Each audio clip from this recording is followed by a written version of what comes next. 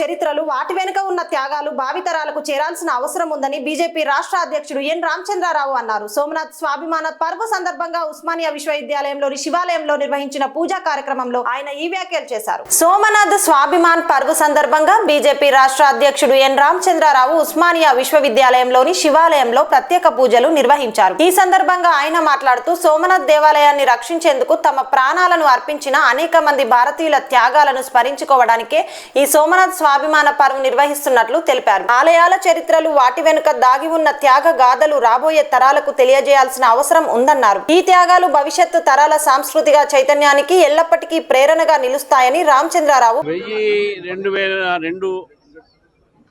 1026 ఒక సంవత్సరంలో మొహమ్మద్ గజ్నీ అనేటటువంటి ఒక భారతదేశం పైన ఆక్రమణ చేసి సోమనాథ్ దేవాలయాన్ని ధ్వంసం చేసి అక్కడ ఉన్నటువంటి సొమ్ముని అంతా కూడా దోచుకొని వెళ్ళినటువంటి ఒక దుండగుడి యొక్క మన చరిత్ర చదువుతూనే ఉన్నాం. ఇప్పుడు ఈరోజు 2026 అంటే 2026 సంబంధించినటువంటి సంవత్సరంలో దాదాపు 1000 సంవత్సరాలు పూర్తి చేసి ఆ 1000 సంవత్సరాల క్రితము ఏ యొక్క దేవాలయాన్ని మొహమ్మద్ గజ్నీ దాన్ని కూల్చివేశాడో, దాన్ని ధ్వంసం చేశాడో, దాన్ని మళ్ళీ పునరుద్ధరించి మరి 1000 సంవత్సరాలుగా అనేక సంవత్సరాలు దానిపైన ముఘళ్ళు అటు అనేకమైన రాజులు దాని మీద దాడి చేయడం జరిగింది.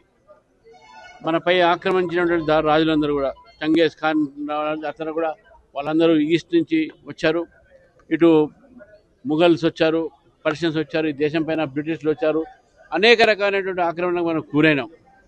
కానీ సోమనాథ్ దేవాలయం ఒక ప్రత్యేకత ఉన్నది. సోమనాథ్ దేవాలయం ఒక గుజరాత్లో ఉన్నటువంటి అరేబియన్ సీ తరపు నుంచి చూస్తున్నటువంటి ఒక దేవాలయం. మన భారతదేశం ఒక సంస్కృతి ఒక ప్రతీకం. అది శివాలయము, శివుడి ఒక పూజ నిత్యం జరుగుతూనే ఉంటుంది. మరి స్వాతంత్రం వచ్చిన తర్వాత ఆ రోజు ఉన్నటువంటి రాజేంద్ర ప్రసాద్ గారు మన అధ్యక్షుడు, భారతదేశ రాష్ట్రపతి, అదేవిధంగా సర్దార్ పటేల్ గారు 1951లో దాన్ని మరొకసారి రీకన్స్ట్రక్షన్, రెనోవేషన్ చేయడం జరిగింది.